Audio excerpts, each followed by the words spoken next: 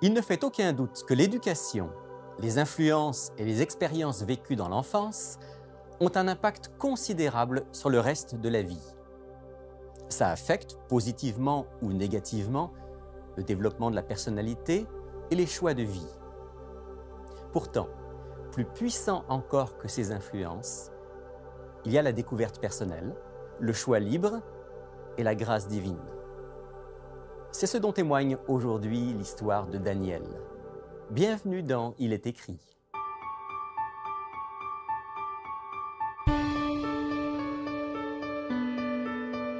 Il est écrit, une émission présentée par Rémi Ballet.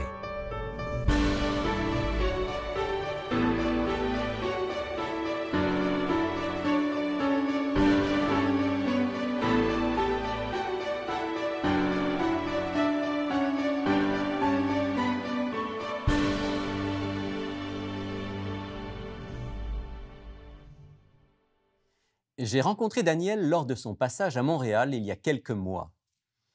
Je l'ai entendu dans le cadre d'un séminaire et le sourire communicatif, le naturel de cette jeune Américaine m'ont tout de suite conquis. Je savais qu'elle avait eu une histoire plutôt tourmentée avant que sa vie ne prenne un tournant décisif. Je lui ai donc demandé de me raconter comment elle en était venue à s'intéresser à la spiritualité et à lire la Bible. Et comme c'était vraiment intéressant, je l'ai invité à venir ici jusqu'au studio d'Il est écrit et à redire son histoire devant les caméras pour la partager avec vous. Alors voici l'histoire de Daniel, adolescente rebelle, bisexuelle, impliquée dans des démarches occultes, mais à la recherche de la vraie vie. Well, I will start from the very beginning. When I came into the scene of my family, my parents were not planning on having another child. My sister and brother were already 6 and 8 years old, and I was a surprise to the family. But nonetheless, I was very loved and very nurtured, besides the fact that I wasn't expected. I was a very happy baby, and I was always singing and laughing. And music was my first love and my biggest joy as a child. My mother noticed very quickly that I had an ear for music, a love for music, and also a talent with music and an ability to memorize song lyrics very quickly and things like that. So she noticed right off the bat that that was something that was very special to me. And I really feel like music had a very strong influence on me all throughout my childhood and my youth and into my adulthood. I think that music is something that can be used as a power for good, and I think that it was designed for worship. But I think that it's also used very often for evil, and it turned into that in my life later on. My mom says I was very fond of Madonna growing up. I really don't remember even really enjoying her music, but my mom says I always wanted to watch her on MTV. I'd get excited when her music videos came on and wanted to watch her HBO specials and things like that. And I just recently, within the last couple years, found a quote by Madonna that was in The Advocate, a magazine called The Advocate, which is a pro-gay magazine. And she was asked about her hints towards homosexuality in her music videos. Now, this was in 1991, so this would have been around the time that I was watching her music videos on MTV.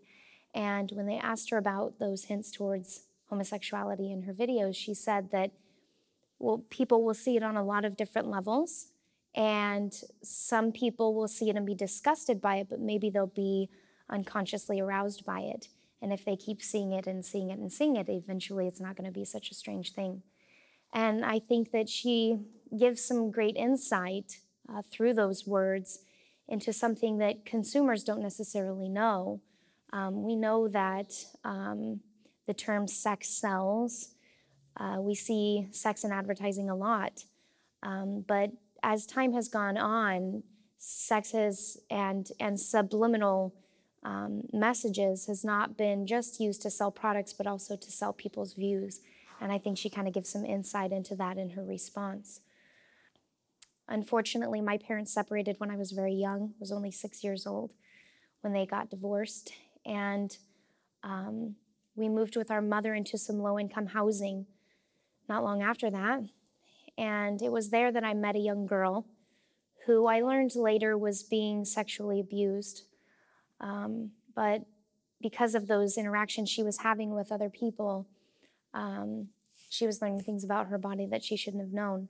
And she started sharing those things with me. And so I was only 7 years old when I started interacting with the same sex sexually. And this created a lot of knowledge in my mind about my body that I shouldn't have known. So I was very young when masturbation became an addiction for me. And this was a stronghold in my life until much later, until eventually I gave my heart to the Lord. My mom found out that this girl and I were having inappropriate interaction. She really didn't know the extent of what was happening, but I guess she just didn't know how to deal with that. She didn't know how to approach it and talk to me about sexual purity. And so her and my sister started poking fun at me and, just making jokes about it. And they don't even remember saying those things. I think it was just something in passing to them, but to me, it was really stuck with me. For me, that was so humiliating and even more confusing. And so I decided that I wasn't going to let anyone else know about my feelings or my practices, even though they continued and other girls came and went as the years went on.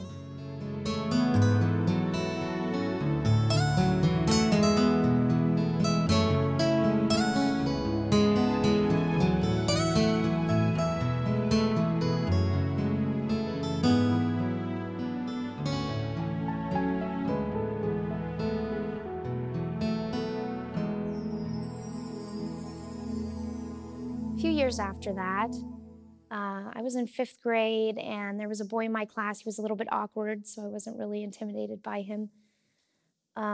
So I decided that I was going to try and convince everyone in class that I liked him. And so I remember it didn't take very long before I actually started convincing myself. I realized one day that I was actually starting to like him, and so I backed way off and I quit talking to him and going out of my way to be around him and stuff. And at the time, I really didn't know what was driving me to do that, to seek out his attention. But now that I look back on it, I really think that there was a part of me that thought maybe if I did have crushes on the boys, then I would be more like the other girls. And I think that the enemy was really encouraging me in a direction to seek out the attention of my guy friends.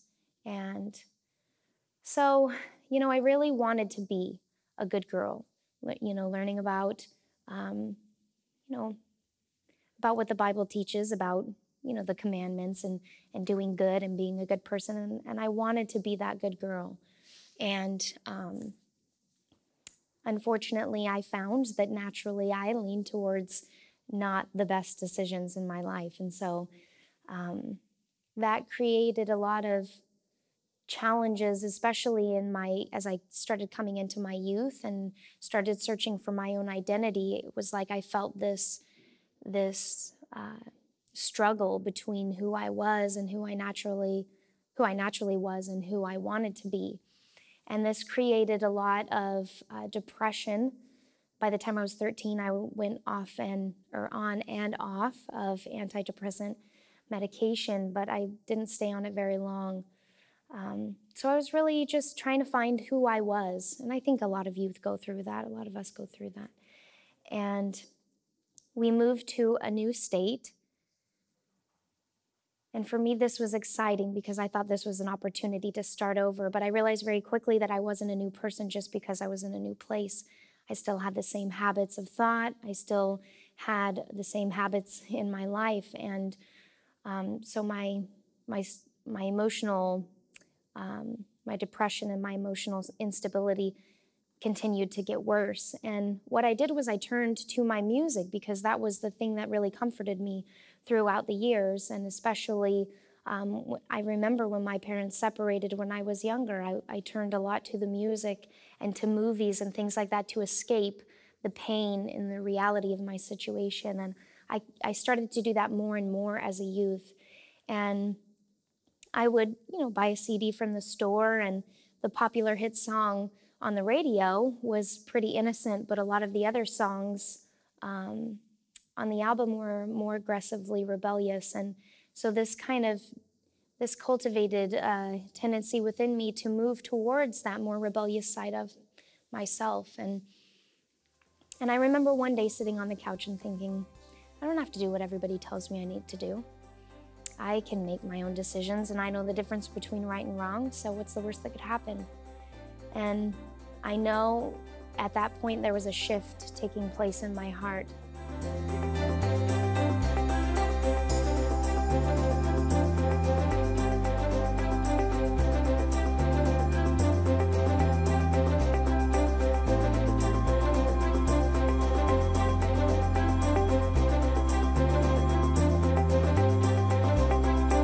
At this point, I had a whole wall in my room that was covered in pictures of girls, and a lot of them didn't have very many clothes on. And I think my dad could kind of see that there was a leaning in me towards girls.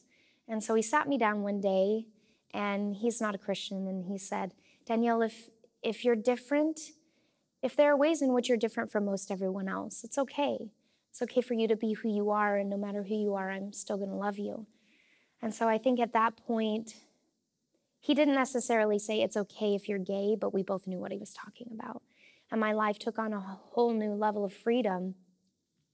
And not just within the realm of sexuality, but also other areas of my life. And I ended up giving away or losing my virginity, as they say in the world, that year. I had just lost all sight of keeping my purity because I had shared it with my girlfriends for so long. Why not share it with the boys too?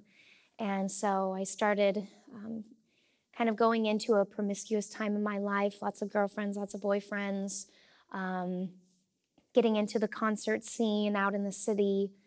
And within just 2 years of that conversation I had with my father, I dropped out of high school, quit my job, was addicted to marijuana, and I just went out into the city life and got really heavy into the concert scene and started getting involved in the rave scene. And this introduced me to a lot of other evils, and started experimenting with street drugs. And so it just kind of, I thought that going into making my own decisions would give me this liberation, this freedom in my life. But instead, I became a slave to so many things that I was turning to find the comfort and solace that only God could provide for me. And so extravagant hair, makeup, and dress became my way of life. I wanted to be art. I started getting tattoos, a lot of tattoos. And, my life was really spiraling out of control. I was struggling with anxiety attacks and severe mood swings and depression and eating disorders and multiple addictions.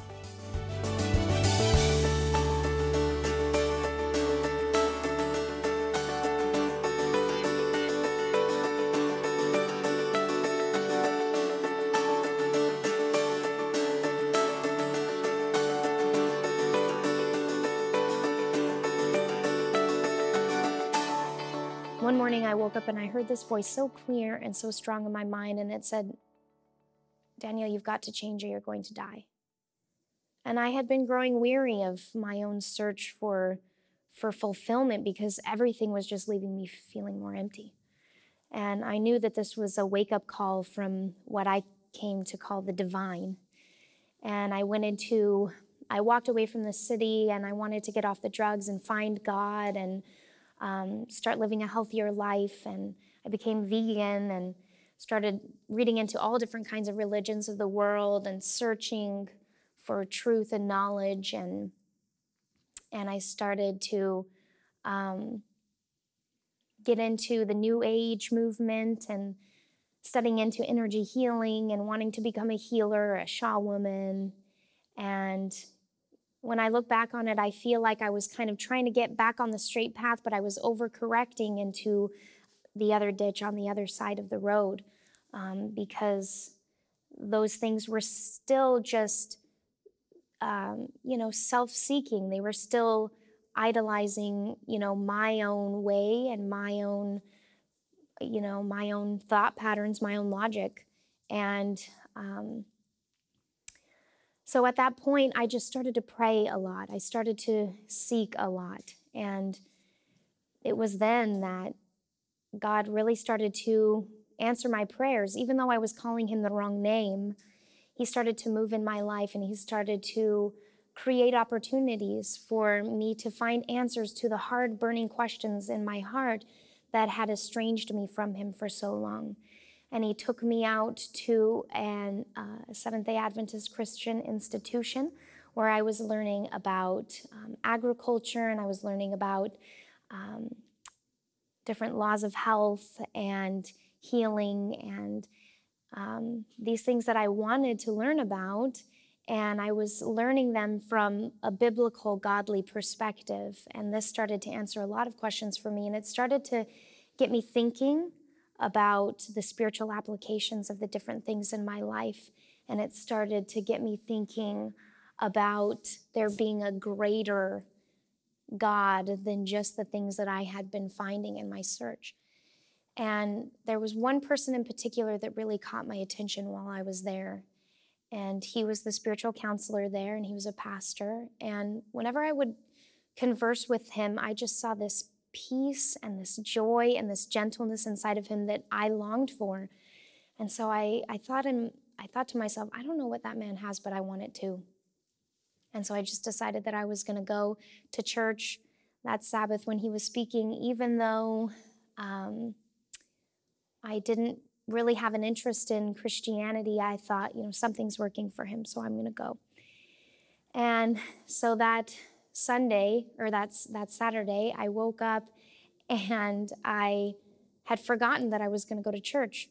And then I realized, it's Sabbath, and so I better get ready and I'm going to go. And I went in, and the first thing he said was, today we're going to talk about the crucifixion. And to myself, I thought, the crucifixion, why that, anything but that? Because when I thought about God, I thought about light and love and peace and joy. I didn't want to think about trials and tribulation and the crucifixion and death and war like I read about in the Bible.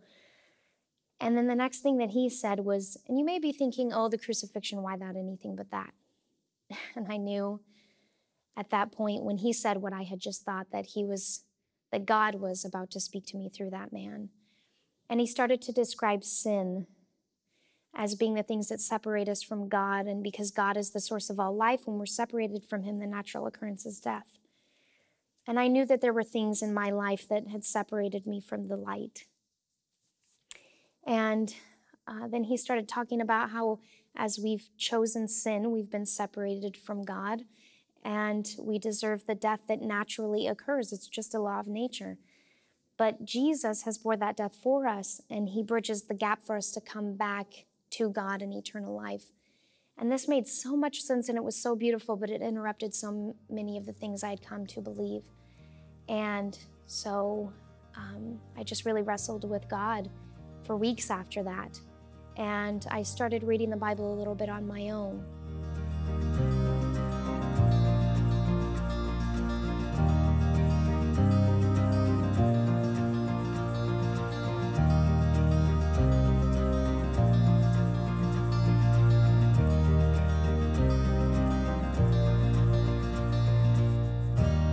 Thought about my experience in, going out of my way to gain the attention of that boy in 5th grade, and how that was not even something that was on my radar in my mind as a 10-year-old girl, but for some reason I was starting to do that.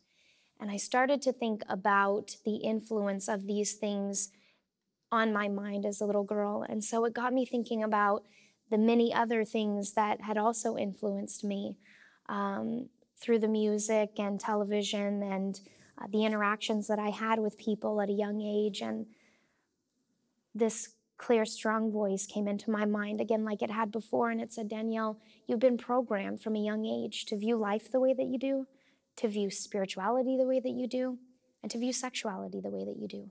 This isn't my plan for your life, Danielle, for you to be a lesbian, because I had been bisexual up until that point or up until about a year prior to that, I had decided that I was going to be a lesbian, and maybe if I just committed myself to a woman, then I wouldn't, I would actually find a healthy and lasting relationship. And I felt like God was calling me away from that. And at that point, I just started to realize that I couldn't trust my own judgment, and that there were so many things that had led me astray. And that was when I really just saw that Satan is real, and that the great controversy is real, and that I was on the losing team by not seeking and choosing the Lord. And so I started studying into the Bible on my own. I started praying about being rebaptized, and God just brought more and more confirmations into my life, more and more truth from the Bible, and He just continued to answer those hard questions that I had. And it was September 1st, 2012, after a good year of really studying into the Bible, to know that this was the truth. I spent plenty of time reading in to make sure that this was really the truth, because I wanted to have confidence when I moved forward in my decision. And I was baptized by that very pastor who had shown me the fruits of the Spirit that first day, and invited me by his presence to come to church. And all day before my baptism, I wore a red dress, and all day after my baptism, I wore a white dress, kind of as an object lesson of the cleansing that God had given to me, not only spiritually, but I believed also sexually.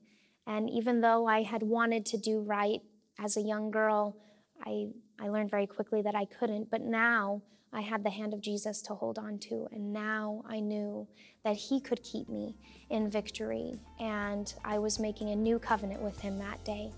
And so I wanted my dresses to be an object lesson of those very things that God had done in my life.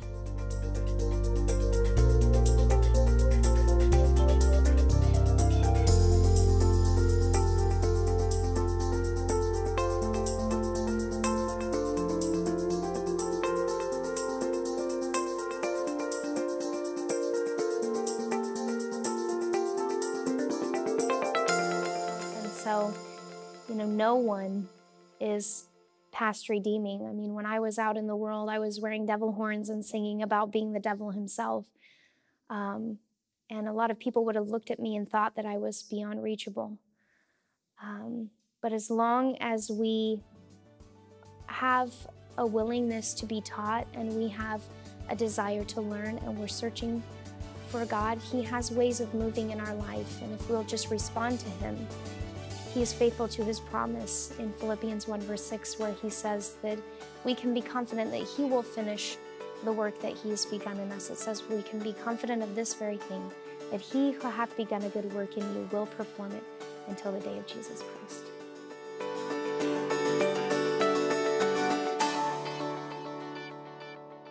C'est vrai. Quand Dieu agit dans le cœur de celui ou de celle qui s'ouvre à son influence, ça transforme la vie. Et comme l'a dit Daniel il y a un instant, personne n'est hors de portée de son amour. Écoutez le témoignage d'un autre rebelle dont la vie a été bouleversée par la découverte du Christ. Je parle de Saul de Tarse, celui qu'on appelle généralement l'apôtre Paul. Il s'exprime dans son épître à Tite, au chapitre 3, versets 3 à 7. Tite 3, versets 3 à 7. Car nous aussi, nous étions autrefois insensés, désobéissants, égarés, asservis à toute espèce de désir et de passion, vivant dans la méchanceté et dans l'envie, odieux et nous haïssant les uns les autres. Mais lorsque la bonté de Dieu notre Sauveur et son amour pour les hommes ont été manifestés, il nous a sauvés, non parce que nous aurions fait des œuvres de justice, mais en vertu de sa miséricorde, par le bain de la régénération et le renouveau du Saint-Esprit. Il l'a répandu sur nous avec abondance par Jésus-Christ notre Sauveur, afin que, justifiés par sa grâce, nous devenions héritiers dans l'espérance de la vie éternelle. Quelles que soient les influences ou les traumatismes que nous avons subis dans notre enfance, quels que soient nos choix de vie ou les expériences passées qui ont pu nous affecter. La bonté de Dieu notre Sauveur peut transformer notre existence de manière profonde et durable. Il nous suffit d'apprendre à le connaître et de lui faire confiance. Père du ciel, c'est bon d'entendre des histoires comme celle d'aujourd'hui, comme celle de Daniel, dans lesquelles tu nous rappelles que tu es un Dieu vivant, aimant et agissant, que tu veux pardonner nos fautes, transformer nos vies et nous préparer pour la vie éternelle.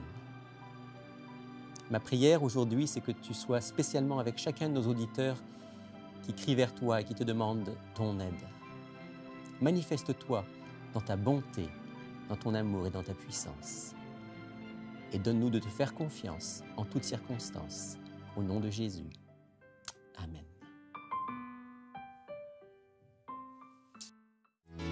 Si vous êtes dans la région de Montréal, ne manquez pas de nous visiter au centre Il est écrit, situé au 4505 boulevard Rosemont. Chaque samedi à 10h30, un message biblique y est présenté et une large place est faite à la musique, la prière en toute simplicité. Pour connaître nos autres lieux de rencontre dans la province du Québec, visitez iletécrit.tv ou appelez-nous au 1-866-729-3515. Notre offre de cette semaine n'est certainement pas inconnue de nos auditeurs réguliers, puisque ce petit ouvrage que j'ai entre les mains, intitulé « Vers Jésus », fait régulièrement partie de ce que nous proposons dans le cadre de l'émission « Il est écrit ». Qu'est-ce que le livre « Vers Jésus » ? Eh bien, en fait, c'est un livre qui présente le chemin vers la liberté, le chemin vers la paix intérieure, le chemin vers le pardon, le chemin vers la transformation de notre vie, un chemin que nous avons à découvrir et redécouvrir sans cesse.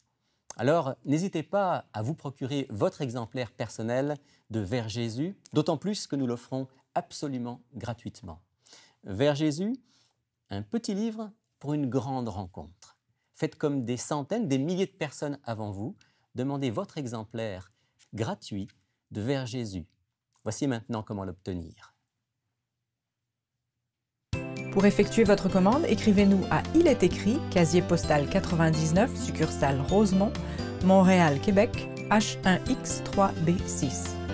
Vous pouvez également passer votre commande sur le web à iletécrit.tv ou par téléphone au 514-729-3515 dans la région de Montréal et sans frais au 1-866-729-3515 pour l'extérieur de Montréal. Voilà, c'est la fin de notre émission. Merci de nous avoir suivis aujourd'hui. Au nom de toute l'équipe d'Il est écrit, je vous remercie pour votre fidélité. On se retrouve bien sûr dans les prochaines semaines avec de nouveaux sujets très intéressants et même des témoignages comme celui d'aujourd'hui, des témoignages passionnants. Alors rendez-vous dès la semaine prochaine, mais d'ici là, souvenez-vous, il est écrit « L'homme ne vivra pas de pain seulement, mais de toute parole qui sort de la bouche de Dieu. »